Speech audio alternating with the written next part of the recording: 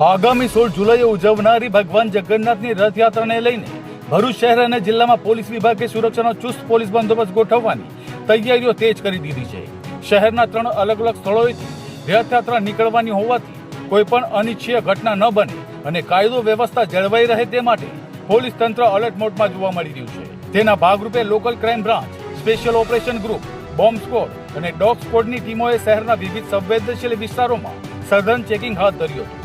SOG PI એવી પાણમિયા અને LCB PSI એવી શિયાળિયાના માર્ગદર્શન હેઠળ city centre, bus stand, railway station, mall તેમજ જાહેર પાર્કિંગ વિસ્તારોમાં શંકાસ્પદ વ્યક્તિઓ, સામાન અને વાહનોની તપાસ કરવામાં આવી હતી।